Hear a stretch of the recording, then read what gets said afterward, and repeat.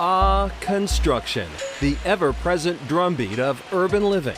But with construction comes growth, and Worcesterites have seen their city undergo dramatic transformation over the past few years. The Canal District in particular is bustling with new restaurants, residents, and retail. I call Worcester a Goldilocks city because it's not too big that it's overwhelming, but it's big enough that we have an art museum and we have hospitals and we have colleges. To me, it's just the right size. According to a 2020 analysis by Bloomberg, Worcester is one of the top 10 cities in the country poised to recover stronger after the pandemic. The city's education and healthcare systems put the heart of the Commonwealth ahead of cities like Miami, Denver, even New York. We've got great colleges and universities, great medical systems. Eds and meds are really the foundation of our workforce now. We've got this booming housing scene here in Worcester. The city is home to a vibrant immigrant population. A 2015 study from the Seven Hills Foundation found that close to 40,000 immigrants from 85 different countries call Worcester home.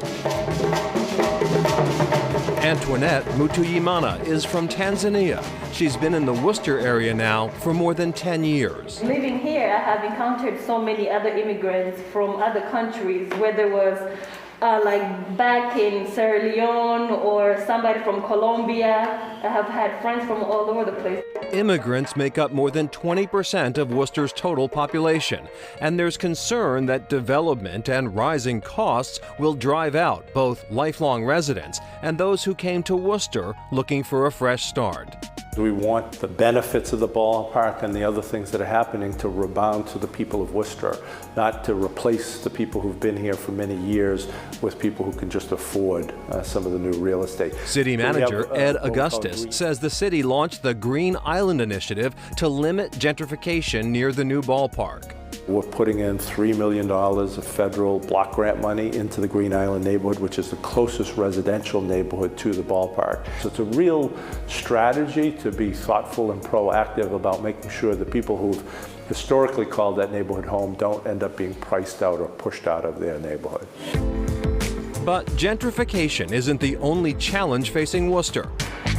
Augustus also had to deal with this. It was a rite of passage for those of us who grew up in Worcester. You would just go straight ahead, make no eye contact. But it was the #1 site for car crashes, pedestrian accidents, and bicycle accidents in all of Massachusetts. So we needed to do something about that major intersection if we were going to be inviting 10,000 visitors to that area on any given game day. Introducing the Peanut.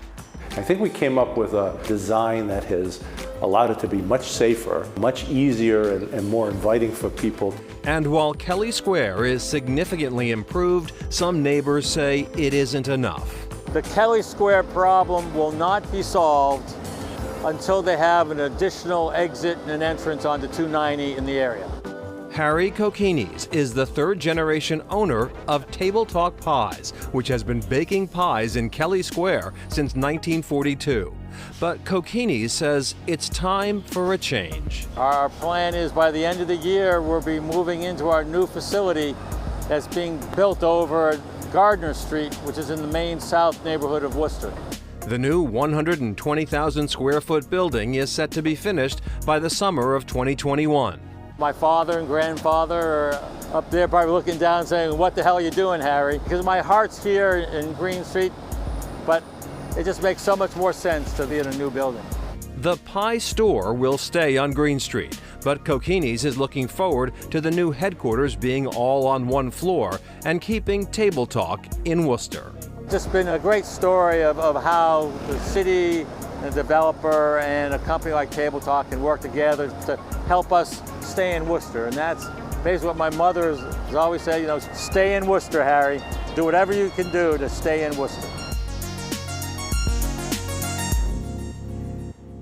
There is a lot going on, and there seems to be a lot of big new projects in Worcester. There is so much development. There's a new proposed project on Green Street that would create the new tallest building in Worcester. It'd be 13 stories tall, have 300 residential units, 30,000 square feet of retail space down below for shops and restaurants, etc. So it is literally Worcester on the rise, 13 stories and more. It's exciting. It's exciting. Coming up, a true taste of the city.